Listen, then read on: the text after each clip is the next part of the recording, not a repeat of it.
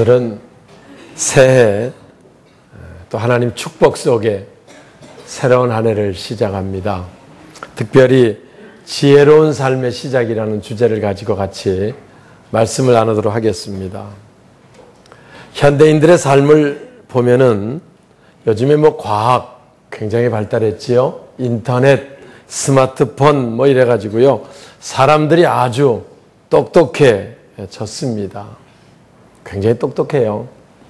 얼마 전에 벌써 작년인가 우리 손녀 하경이가 할아버지 올빼미와 부엉이의 차이점이 뭔지 아세요? 이렇게 물어봐갖고 그걸 내가 올빼미나 부엉이 그게 그거지 뭔 차이점이 있다는 생각을 하지 않았는데요. 그걸 또 봐가지고 물어봐서 뭐라고 설명했는데 지금 또 헷갈려요. 하여튼 간에 궁금하신 분 물어보시면 돼. 아마 가르쳐 줬을 거예요. 올빼미와 부엉이 차이.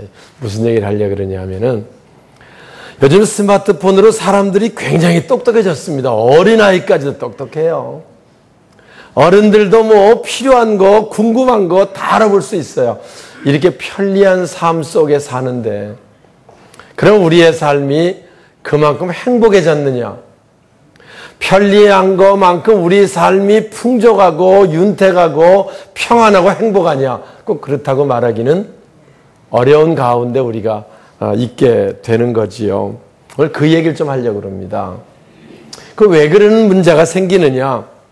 지식은 이처럼 많아졌는데 그런 문제가 생기는 거는 지혜가 없기 때문이다.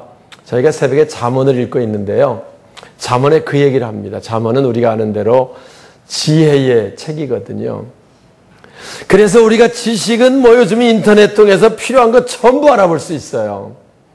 근데 지혜가 없기 때문에 지식이 많아져도 삶이 행복해지지 않고 힘들고 피곤하고 어려운 가운데 많은 사람들이 살고 있는 겁니다. 지혜, 지식의 차이 비슷해 보이지만 전혀 비슷하지 않습니다. 지식은요, 어떤 것에 대한 이해나 정보를 갖는 것, 그게 지식이고요. 지혜는 그 지식을 삶에 적용시키는 능력, 그게 지혜입니다. 그러니까 우리 속담에 붓도막에 소금도 집어넣어야 짜다 그런 말이 있잖아요. 소금이 짜다고 아는 것, 그 지식이고요. 그 소금을 짠맛으로 내가 느끼면 누리는 것, 그 집어넣는 거고요. 그 집어넣는 게 지혜다. 적당한 비유가 될지 모르지만 비슷한 비유가 될 수 있을 거예요. 와서. 지식은 어떤 사물에 관해서 아는 것. 지혜는 그 지식을 삶에 적용시키는 것. 우리가 설교 말씀을 들으면서 하나님은 이런 분이다라고 하는 하나님에 대한 지식을 받는 시간, 이 시간이고요. 이제 그 말씀을 받고 삶에 적용시키려면 지식만 가지고 되는 게 아니고 지혜가 있어가야 되고요. 그 지혜에 관한 말씀이 잠언이고 오늘 본문에 우리가 같이 나누려고 하는 말씀이 되는 것입니다. 우리가 살아가면서 또 새해가 되면 다 바람이 있잖아요. 금년에도 평안하며 건강하면 좋겠다. 그렇지요? 그런 바람이 있습니다. 금년에도 하는 일들이 좀 잘 되면 좋겠다. 그런 바람이 있어요. 금년에도 우리가 좀 하나님 앞과 사람들 앞에 좀 귀중히 여기는 존귀한 삶이 되면 좋겠다. 그런 바람이 있고요. 금년에도 우리가 좀 부요하게 살면 좋겠다. 쪼들리고 쩔쩔매지 않고. 오늘 본문은요, 그 말씀을 우리에게 해주고 있는 겁니다. 한번 우리 이런 것들은 다 하나님 섬기는 하나님 안에 있는 사람에게 주어지는 덤이라는 거예요. 덤. 뭐라고요? 덤이라는 거야. 우리가 하나님을 바르게 잘 섬기면 우리가 바라는 금년 안에 우리의 소원들은 덤으로 우리에게 주어지게 돼 있다는 거지요. 1절 한번 볼까요? 이제 시작합니다. 내 아들아. 자, 시작.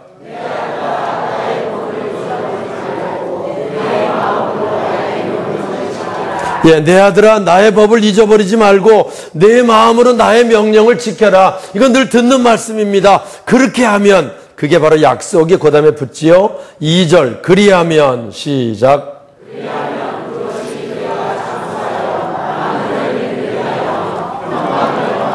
예, 그렇게 하면 이게 지혜입니다.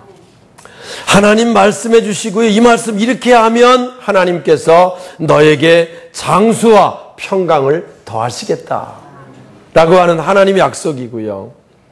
그리하면 그 역사를 보게 되는 거지요. 존귀 여기는 것도 마찬가지입니다. 3절 똑같은 말씀하고 있지요. 인자와 시작. 인자와 진리가 내게서 떠나지 그것을 내 목에 매며 내 마음 안에. 자, 4절 그리하면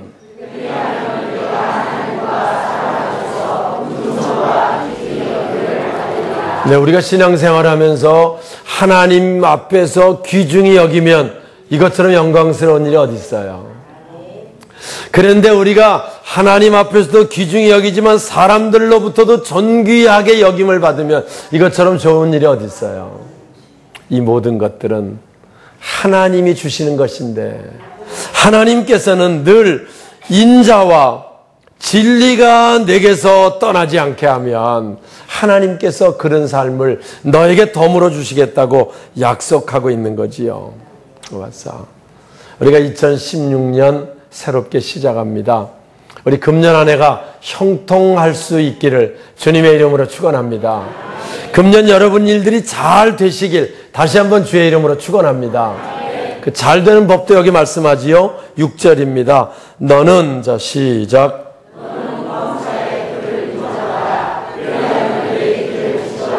네, 형통의 복입니다.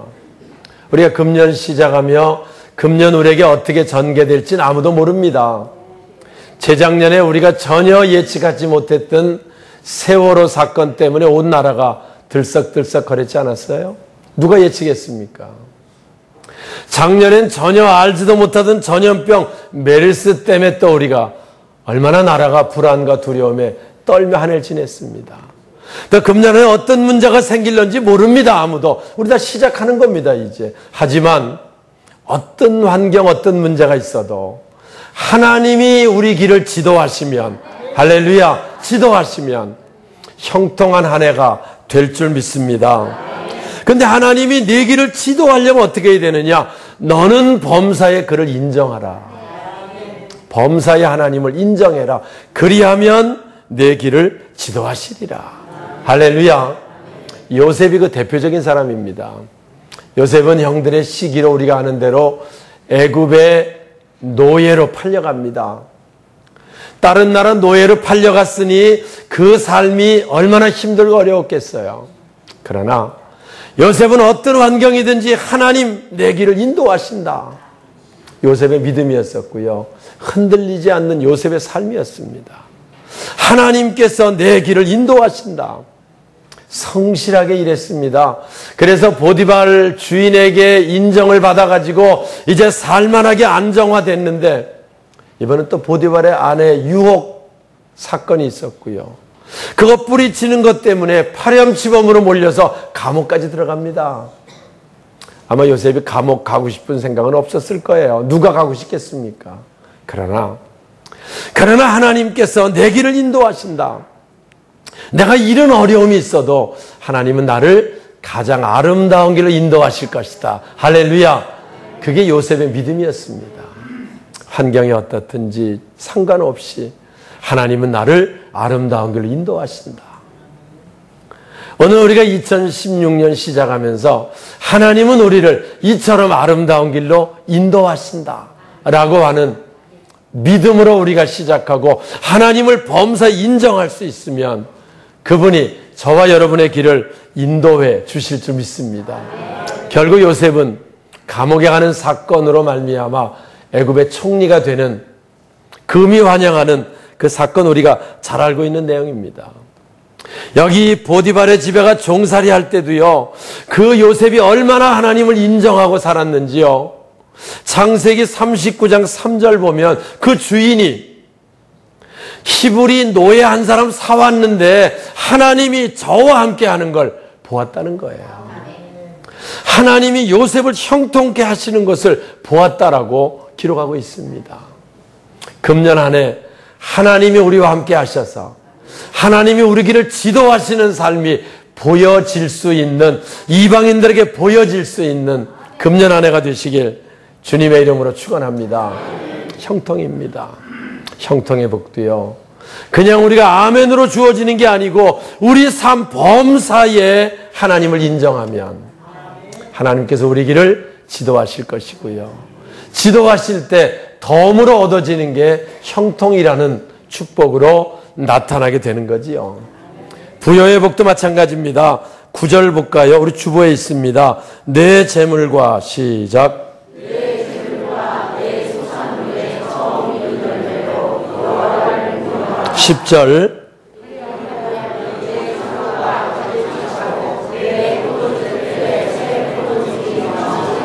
할렐루야. 금년 안에 여러분들의 삶이요, 여러분의 창고가 가득히 차고 여러분의 하던 일이 잘 돼 넘칠 수 있기를 주님의 이름으로 축원합니다. 그런데 이 부요의 복, 이 덤도요, 먼저 첫 것을 하나님께 구별할 수 있으면, 첫 것으로 하나님께 영광 돌려드릴 수 있으면 하나님이 그리하시겠다고 말씀하고 있는 거지요. 우리 신앙은요, 우리가 이런 삶을 금년에 만들어가기 위해서는 우리에게 그리하면이라고 하는 순종의 결단이 우리 속에 있어야 할 줄 믿습니다. 그래서 서두에 말씀드린 것처럼 부뚜막에 소금도 집어넣어야 짭니다. 그냥 소금이 짜다는 건 알고 있지만 그대로 두고 그리하지 않으면 역사를 못 봅니다. 일부 예배 때도 제가 얘기했지만 우리가 잘 아는 나만 장군이 있습니다. 아람 군대 장관이었습니다. 그 당시는 아람 나라가 온 이스라엘을 지배하고 있을 때였어요. 그런데 나만 장군이 굉장한 권력과 굉장한 힘을 가지고 있는 군대 장관이었는데요, 그 몸 안에는 문둥병에 걸려 있었습니다. 그래서 갑옷을 입고 투구를 쓰고 위풍당당하지만 자기 옷을 벗으면 썩어져가는 자기 살이, 문둥병이 자기를 괴롭히고 있었던 겁니다. 이스라엘 전쟁에서 이겨가지고 히브리 여종 하나를 붙들어 온 여종이 있는데요, 어린 여종이 얘기합니다. 우리 주인이 이스라엘에 가서 우리 하나님의 사람 엘리야를 만나면 병이 나을 수 있겠는데, 그 말 듣자마자 귀가 번쩍 뜨였겠어요, 안 뜨였겠어요? 여종 어린애가 감히 장난으로 하는 건 아닐 거고요. 간절히 말하는 소리를 들었습니다. 그래, 누구냐? 엘리사라는 하나님의 사람이 있습니다. 그분은 굉장한 능력의 종으로 하나님의 대행합니다. 하나님의 일을. 가자 그러면 편지를 보냅니다. 이스라엘 왕에게 내가 문둥병 걸렸는데 그 선지자가 고칠 수 있다 그러니 좀 고쳐줄 수 있도록 다리를 놔주세요. 말하자면 이제 보낸 거지요. 이쪽에 신분이 있으니까.